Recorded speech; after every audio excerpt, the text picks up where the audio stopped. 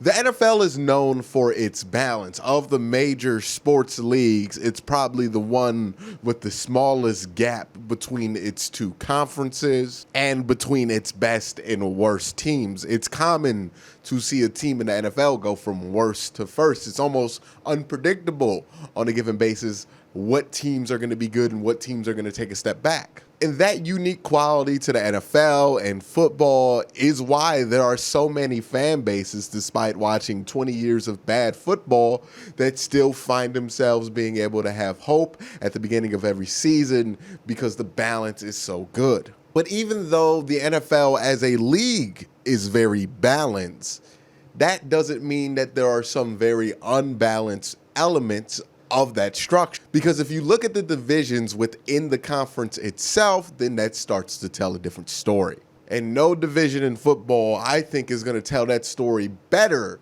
in 2020 than the AFC North. So let's talk about it. Now, before I go into why I believe the AFC North is going to be the undisputed best division in football, I have to talk about the reigning champion. And the reigning champion of that title is the NFC West. And they have quite a resume that the AFC North does not have at this point when it comes to how good all four of its division teams have been throughout the last 10 and 11 years. The NFC West is the only division in the NFL that has recently, within the last 10 and 11 years, sent each of the teams in its division to a Super Bowl. So every single team in that division in the last 10 and 11 years has won the NFC outright.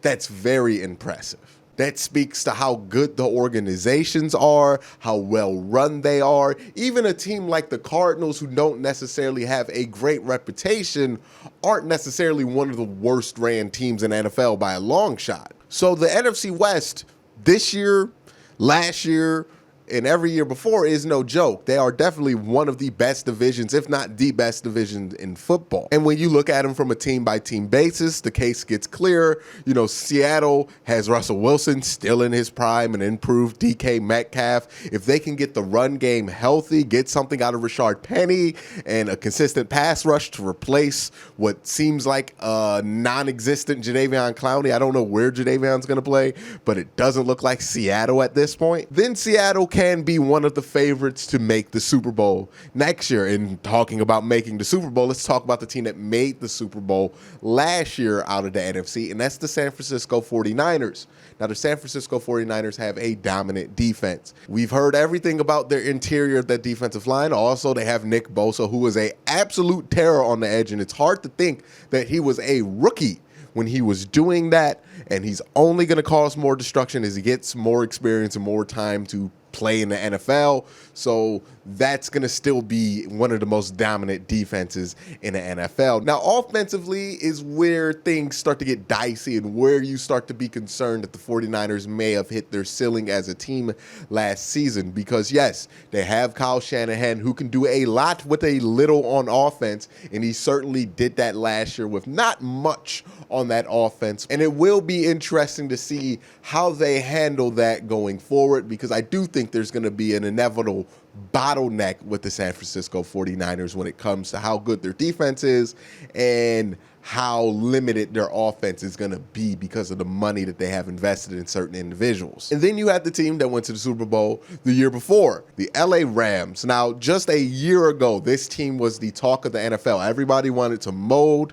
their situation like the San Francisco 49ers. When the Browns hired Freddie Kitchens, everybody was wondering, is he the next Sean McVay? As hilarious as that sounds. But that they were the model for a while. They were the next hot thing. They were supposed to be the biggest thing in the NFL. Then Patrick Mahomes, Lamar Jackson, San Francisco popped up. But things aren't all bad in LA. They still have Aaron Donald.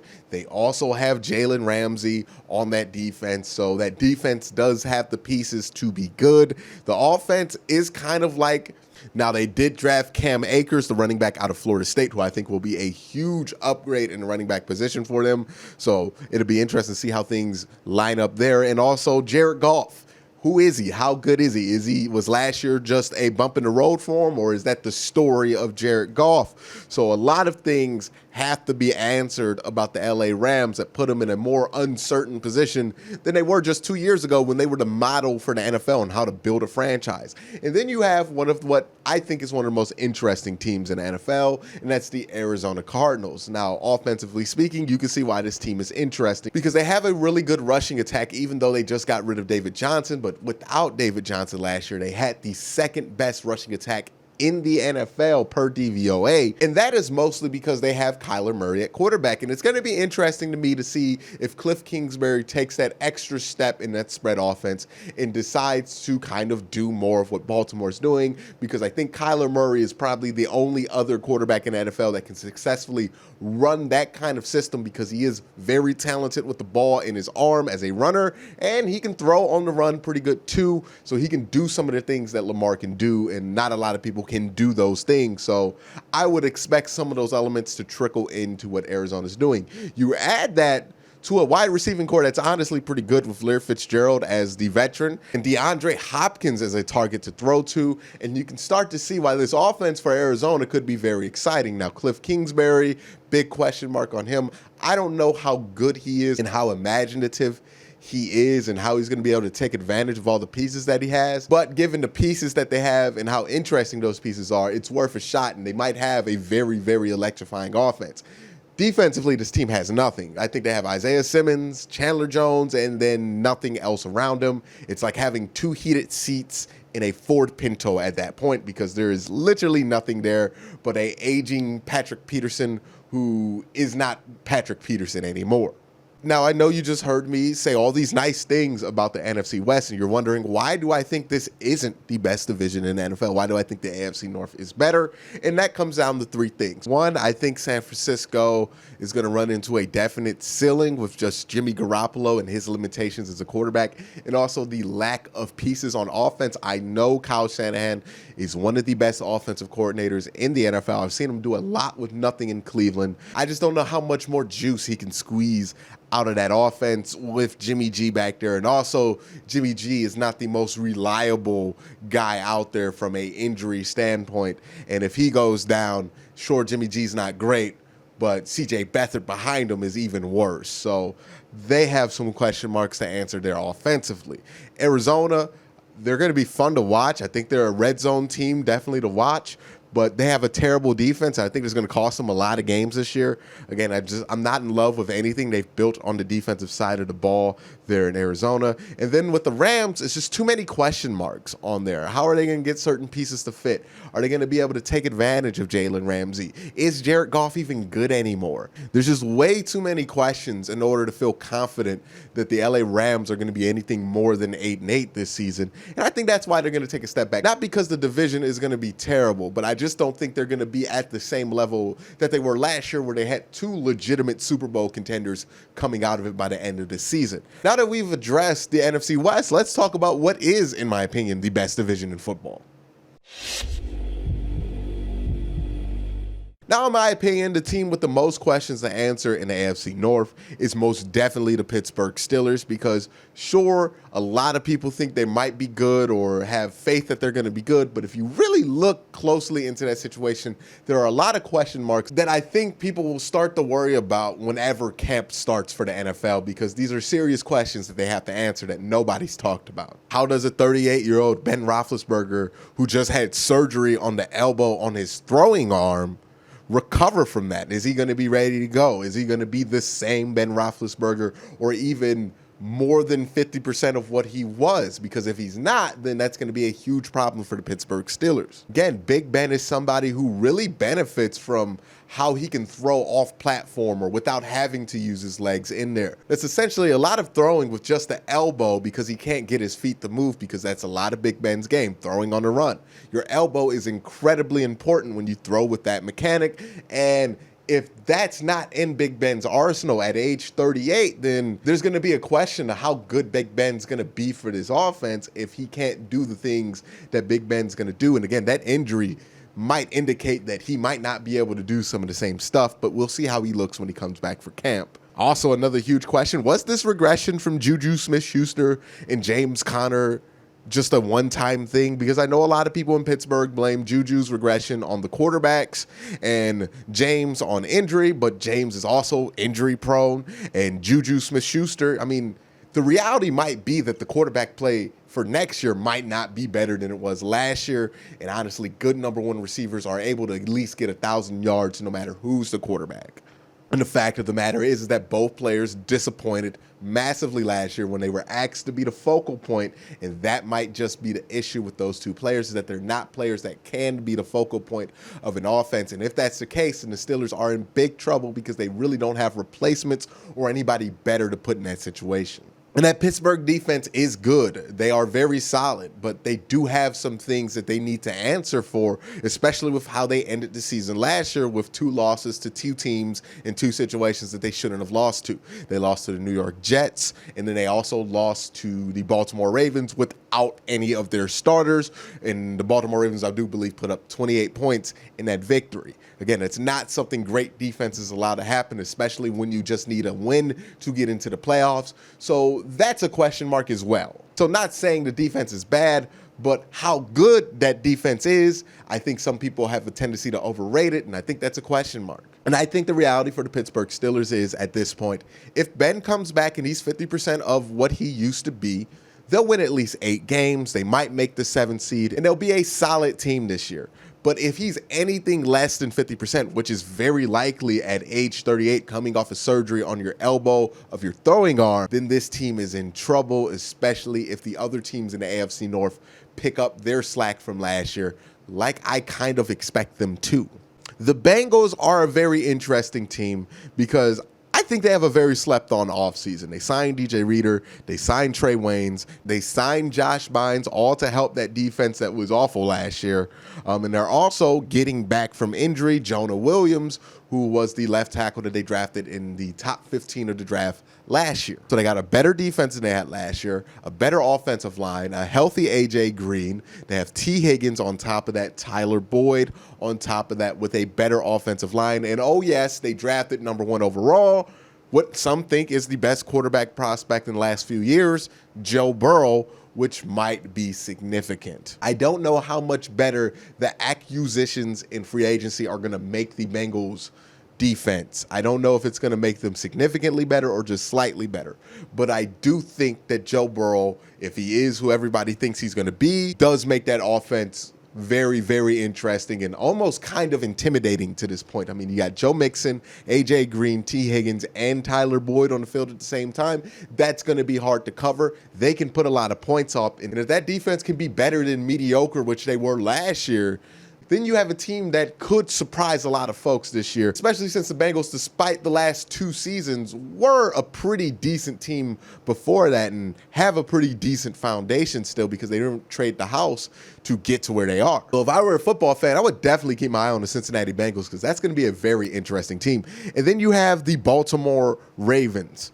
There's not much to say here, and that's a very good thing for the Baltimore Ravens, quite frankly, because all I have to say is they have the reigning MVP. They have Lamar Jackson. They have the guy who tore up the league. They have a team that went 14-2 and won like their last 12 straight last season. Quite honestly, here's the situation that the Baltimore Ravens in. They cannot change a single thing. Lamar Jackson could not develop a single extra skill, and this team would still be at the very least 11-5. That's just how good the team is. If by some chance that Lamar Jackson actually got better in this offseason and is going to be able to start to hit some of those wide receivers outside the hash, then that's going to be the sky's the limit for that situation, quite honestly.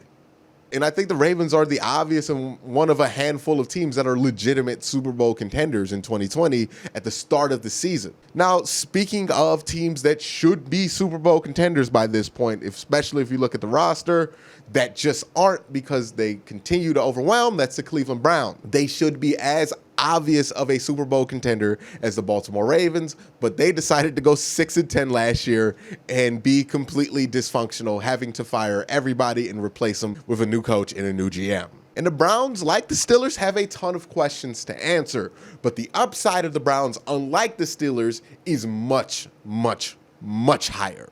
But if we hit on the things that the Browns have to answer for, there are significant things. Baker Mayfield took a major step back. They replaced the head coach, and the GM. This is a completely whole new franchise, essentially, with a slightly different roster. But here's the upside that I'm talking about. Because if Baker Mayfield can bounce back and play better than he did last season, then you have an offense with a good quarterback that has Nick Chubb, Odell Beckham, Jarvis Landry, Austin Hooper, and Kareem Hunt behind a much improved offensive line with the additions of Jack Conklin and Jedrick Wills. If you can look at the Browns' offensive depth chart and honestly tell me with a straight face that any team in the AFC North that's not named the Baltimore Ravens has a higher upside than the Cleveland Browns, I think you're being ridiculously biased at that point because it's just an objective fact. The Browns have a ton of talent, star-level talent. Odell Beckham, when he's at his best, is a star-level talent. Nick Chubb, when he's at his best, is a star-level talent. Most teams don't have one guy, they have two. And three if you count the backup quarterback, Kareem Hunt, who led the league in rushing yards in his rookie year and was a bona fide star in Kansas City. The defensive side of the ball is where the Browns are going to have a lot of questions. They don't have an experienced secondary, especially in the back end with their safeties. They don't have a set situation there. They have an even less set situation with their linebackers, and their defensive line could use some work and needs more veterans to fill it up because I'm not convinced that that defensive line can do enough to stop the run to make up for the lack of production they're probably going to get out their linebackers. But the Browns might have a trick up their sleeve, and that trick up their sleeve is Myles Garrett, who has the potential to be one of the best defensive players in football, if not the best defensive player in football. He is dominant. He's an anchor. He makes the entire defense significantly better when he's out there because how much attention you have to give him. He's one of the few defensive players that's actually worth $25 million a year, and he's had an extra 6 weeks to make sure his body's going to be pristine for the next season. So maybe Myles Garrett goes insane and makes up for all the holes on the defense. I wouldn't bet on that, but it's definitely possible. And that's why I think the AFC North is going to be one of the best divisions in football because the upside of this division, if you take every team in their best case scenario, is so much ridiculously more than any other division in the NFL. Look at the Steelers, a team with minimal upside in this division compared to everybody else because of the age of the roster. They still have an upside that you could see that team winning 11 or 10 games if every single thing goes right for them, and if Big Ben is in his 2018 form. The Bengals are a team that I definitely wouldn't be surprised if they found a way to sneak into the playoffs. The Browns are a team that really shouldn't be talking about just sneaking into the playoffs, but like winning the division with the roster they have, but they have not backed that up with play on the field, so they just aren't at that level yet, but the potential for the Cleveland Browns is absolutely insane compared to the rest of the league, let alone this division. And then you have the Baltimore Ravens, who went 14-2 last year. They had almost 10 picks in the top 100 of last year's draft. They are ridiculously loaded on offense. They have a really good defense to go on top of that, and a defense that's really not that expensive. They added Calais Campbell to that defensive line. So the upside of the AFC North is insane. It's absolutely insane compared to any other division. This is how well the division is set up. If you talk about quarterback being the hardest position to figure out in the NFL, the team with arguably the worst quarterback situation is the one team with a Hall of Fame quarterback in Big Ben. Every other team has a young quarterback that's quite frankly showed a ton of upside. Baker Mayfield had to step back last year, but he did break the rookie touchdown record in 14 games, which was unheard of at that point. Lamar Jackson in his second year just won MVP, and Joe Burrow went through the SEC last year like he was playing in the Sun Belt. That's not to say that I think the Steelers have a terrible quarterback situation. When you have Big Ben, you at least have a solution there, and that just shows you the strength of the division. No other division is set up that well. No other division has the upside that every single team in this division has. And that's why I think the AFC North will be the best division in the NFL for years to come, much like the NFC West has been the best division in the NFL for the last decade. I think if you're an AFC North fan, this extra playoff spot is going to be a godsend because this is going to be a division that might send every single team, except for whoever finishes in last place, to the playoffs on a routine basis. But let me know your thoughts down in the comment section below. Do you think the AFC North will be the best division in the NFL for the next decade? Or do you think that there are other divisions that can challenge them? Let me know in the comment section below. But again, guys, thank you for watching. Don't forget to hit the like button, hit that subscribe button, and ding that notification bell so you can be notified when I upload. Thank you guys for watching. Have a great day. Have a good night.